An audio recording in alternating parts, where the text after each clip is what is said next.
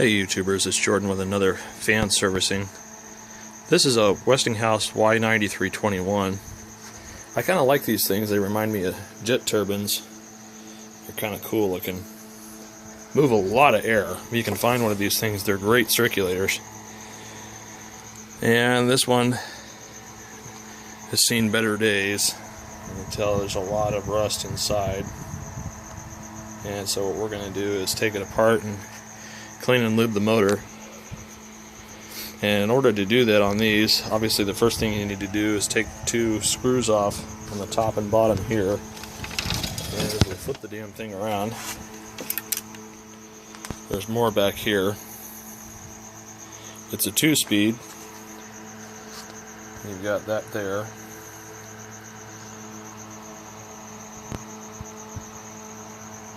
Pretty big motor for a little fan. So I guess the next thing to do is let's get this thing apart. Okay, so now we got the covers off, front and rear. It's an interesting way that they suspend the motor. You can see how they do it here. And this one, it's got a lot of gunk inside of there. You can see it's really absolutely filthy. They've never really been taken apart or serviced. Now, in order to get the motor out, you have two screws up top,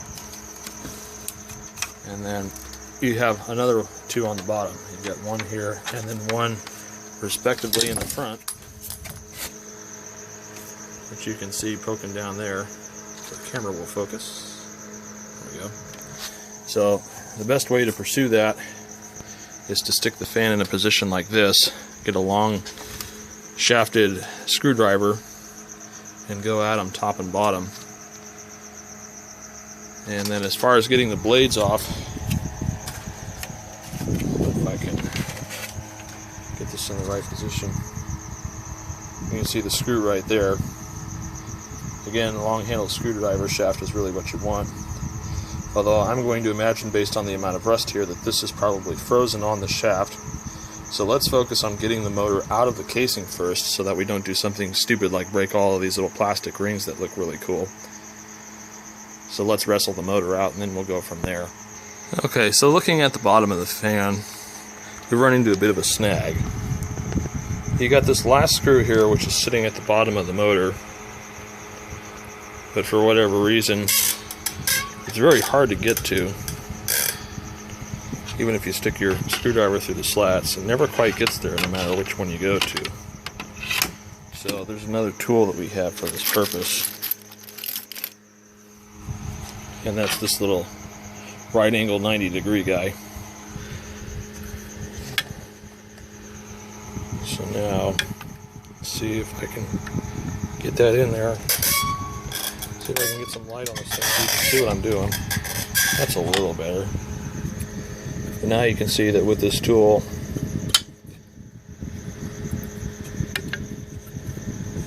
I should be able to get in here, although the blade's a little bit wider than I'd like. Yeah, it didn't quite want to fit in there. Well, I gotta figure something out, but I will. Okay, so we got it out.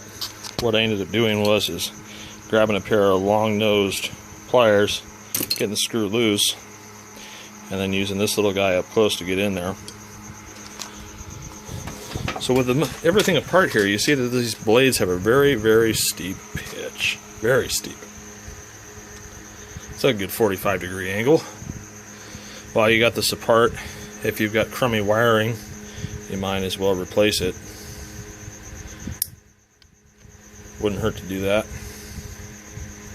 This is an interesting sort of strain relief, but this is just going to be a shop fan. It's not a repair for somebody, so I'm just going to leave it as is. So now let's get the blades off, and then we'll check run out in the motor. Alright, so we got the blades off. A little bit of prying and some penetrating lube. I figured it would be rusted to the shaft. Do the wiggle test. No run out. Bearing's still in pretty good shape. So the next thing to do is let's get the motor apart and then examine the shafts. Clean this thing out. Okay, so with everything apart, we have a better chance to take a look inside. And the only thing that seems to be a problem is this front bearing shaft has got a lip on it, which tells me it wasn't oiled very well.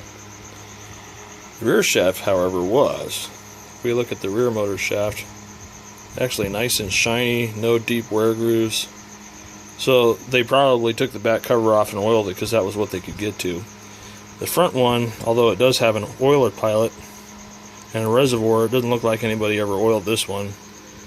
Looking down inside, you can't really see it with the camera, but it's dry as a bone in there. So I got to try to get this off of here, and then we're obviously going to have to smooth it out and remachine it. Those marks there are for me prying the blades off, but I didn't get any of the shaft, so I don't think that's it. So the next challenge is going to be getting this apart, and then we'll see how the front shaft looks. One more thing before we proceed on getting the shaft apart is when you see dust and fuzz bunnies and stuff like this, make sure you thoroughly get all that out of there. There's two reasons. One is the obvious buildup of heat, which can be detrimental to the motor's life, but also is the dust can be hiding something. And so we're going to clean this off.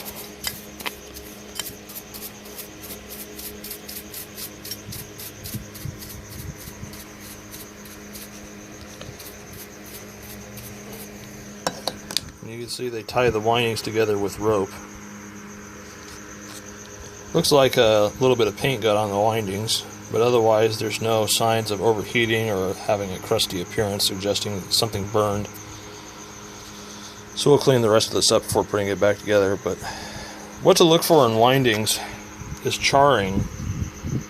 These ones don't have it, but rather than this red copper color here, you'll see kind of a brownish color, and if you run a screwdriver very carefully along the edge of the winding, it will have a gritty feel to it rather than a smooth one like this does, which indicates severe overheating.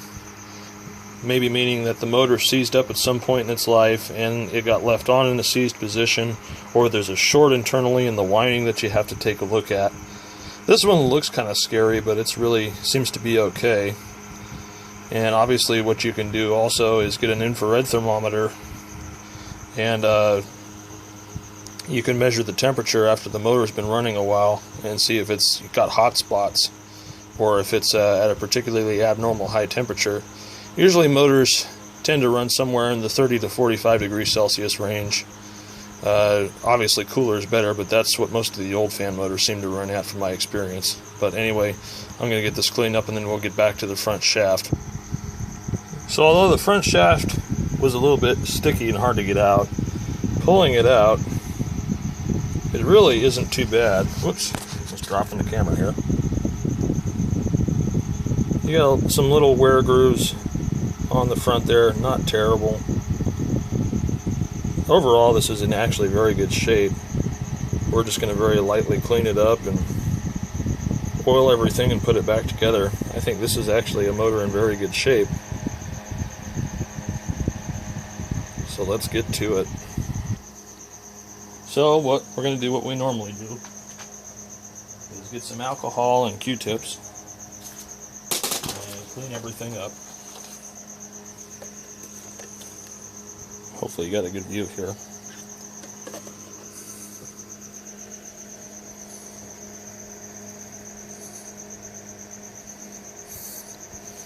Also make sure that none of the washers have fallen inside like this one. Make sure to get those out. Looks like there's another one kicking around in here. These go on the back side of that bearing. Both of these reservoirs are dry as a bone. You can see all the oil garbage and dirt that was left in there. If you don't keep them lubricated, they sludge up. Ooh, this one's got a brass bearing in the front. Fancy. So let's again clean all that up. clean up the motor shaft here. And again, just Q-tips and alcohol to clean the old oil off. I think I'm going to be really nice to this one. This is going to be my daily use shop fan because it's a really powerful mover. Sorry about that. Keep getting off camera here. We're just going to keep cleaning until we don't get any more garbage on it.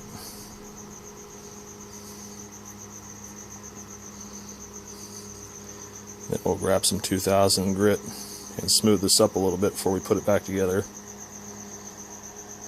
Yeah, getting there. It's getting cleaner.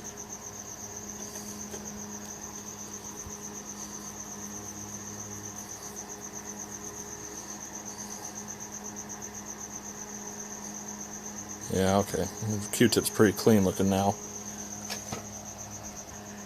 So I tear off a little piece of 2000 grit sandpaper and just pinch it between the bearing surface and just rotate a couple times just to get the burrs and stuff off if there are any. You can get a little more aggressive with it. It just polishes the bearing surface. And we're going to try to get rid of this lip here that we had trouble getting it out of the cavity with.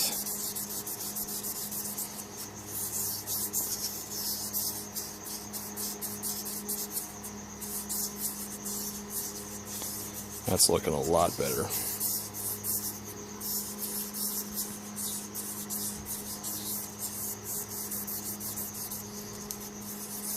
You don't want to take too much metal off, obviously, because then you'll cause a run out. So this actually looks very acceptable. I'm going to clean up the rest of the garbage on it and then oil up the bearings and put it back together. Okay, so now I got my big oiler and I've already lubricated the shaft bearings over here. So now what I'm going to do is get the little syringe needle off and we're going to start dumping it in the oil cavity. Wow, that one took the whole syringe. Pause a moment while I go fill this back up. Okay, so now I got the syringe filled back up again. We're going to do the front bearing here. And what I do on these is I just cover my front pilot with a finger and then get the oil up in the reservoir here until it overflows, obviously.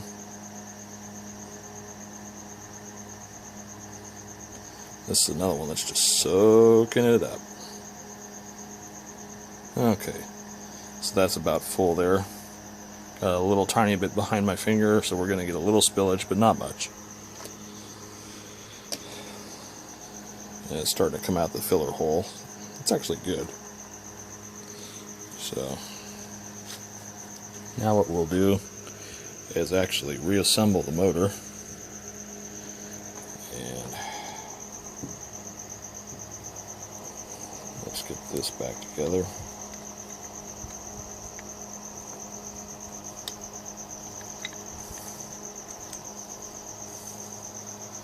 We'll sink the shaft in there. Still got to clean this other part up a little bit.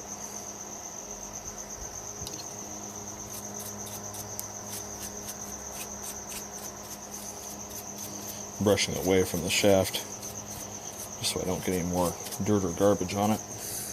Looking at it, doesn't look like I did.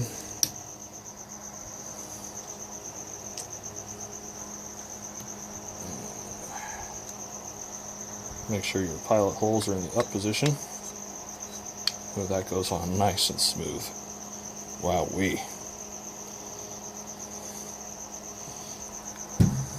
That was a nightmare to get that off. Now it's just easy as pie. Okay.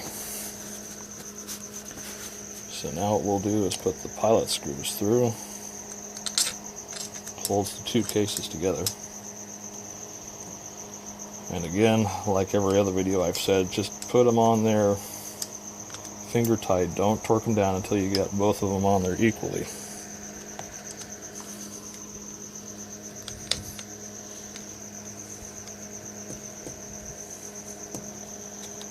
I'd love to have music or something, but I'm sure the copyright Nazis would come after me if I did.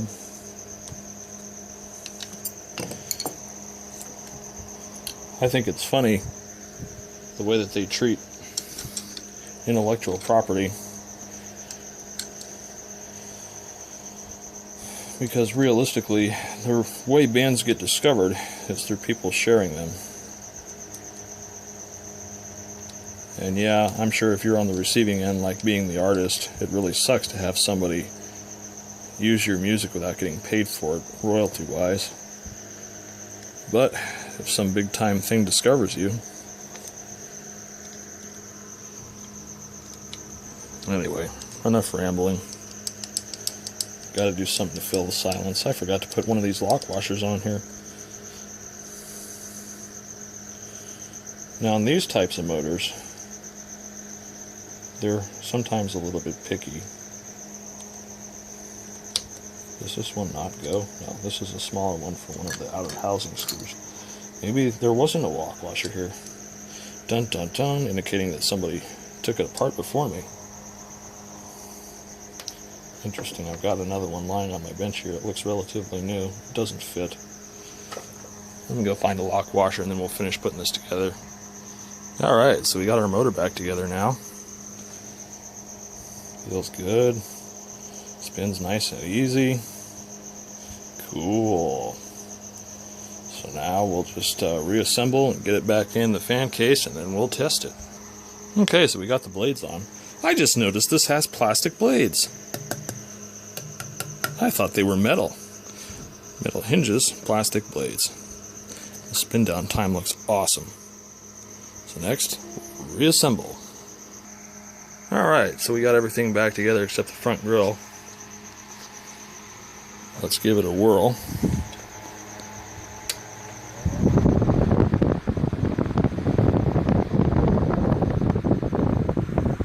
That's high.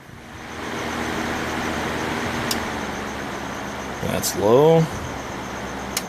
And that's off. Before, when I turned it off, this thing used to almost come to an instant stop. So that's much better. It's got zero run out, nice tight bearing. Now what I'm going to do is find a way to shore that up, that busted off piece there. I'm thinking a brace and make some out of epoxy. Yeah, we'll see. I'll figure something out. But anyway, hope you guys enjoyed the video. As this cool little Westinghouse fan, if you can find one of these things, they're really, really efficient. So hope this is useful to you if you own one of these on how to service it, and more videos to come soon. Have a great Labor Day weekend.